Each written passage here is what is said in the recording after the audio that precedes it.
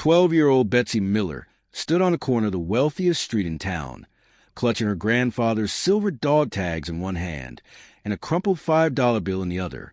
It was all the money her family had left, meant for milk and dinner, yet she could not ignore the older woman shivering on the curb beside her. The woman looked out of place. Her once camel hair coat smudged with dirt, white hair pinned neatly but messy from a wind. Betsy had learned to see without expecting. Her mother, Linda, worked tirelessly as a maid for the Harrisons, the wealthy homeowners on the hill. Today, her back hurt badly, leaving Betsy to help finish the chores. The family's small apartment in the East End was a stark contrast to the oak-lined avenues of Fairview. The wind here had teeth, and the streets smelled of diesel and damp concrete. As the number 40 bus approached, the elderly woman rose, fumbling for her purse. Gus, the gruff bus driver, barked at her. "No pay, no ride. Choose $3 or your feet." Shocked, Betsy saw the woman shrink under his cruelty. She could not let it happen. Reaching into her pocket, she pulled out the last $5, her family's emergency money, and dropped it into the fare box. "That's for both of us," she said, keeping her chin high. Gus muttered, frustrated but compliant, and the woman, relief flooding her eyes, took Betsy's hand. "Thank you," she whispered, and together they climbed the bus steps. Betsy guided her to a middle seat, away from Gus's glare, and offered the warmth of her jacket. The woman's eyes lingered on the dog tags around Betsy's neck. "Is that your father's?" she asked. "My grandfather," Betsy said, "Sergeant William Miller. He was in the 101st. He saved his platoon and got a medal."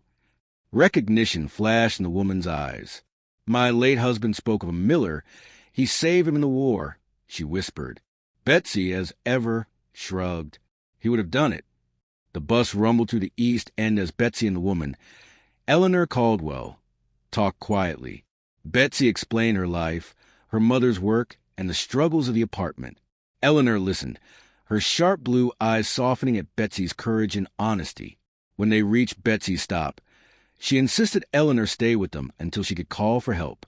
"We don't leave friend behind," Betsy said. And Eleanor, the matriarch of a vast empire, took the girl's hand. The climb to their third-floor apartment was a trial.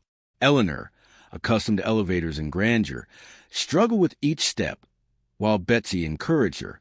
Inside the small, neat apartment, the warmth of a meager home struck Eleanor. Betsy prepared tea, and Linda arrived shortly after, wincing from her back pain. Confusion turned to recognition when Linda saw Eleanor. Betsy explained the bus incident and how she had paid Eleanor's fare. Linda softened, pride and worry mixing in her expression. Eleanor, sensing the injustice of their situation, rose with determination. She made a call to her assistant, Robert, bypassing police or ambulance, and instructed him to bring her car. Betsy and Linda watched, astonished, as she organized help with calm authority. Here's Part 2, continuing condensed story. Part 2. At dawn, 3 black SUVs and a limousine arrived outside the modest apartment. Neighbors whispered as the convoy blocked the street. Eleanor's presence radiated control and authority. Linda feared leaving for work, but Betsy urged her to stay, trusting Eleanor's judgment.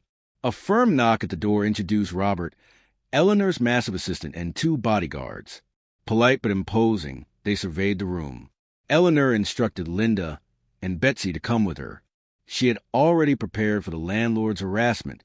Mr. Henderson, the grease-stained landlord, appeared, only to freeze in shock as the convoy arrived.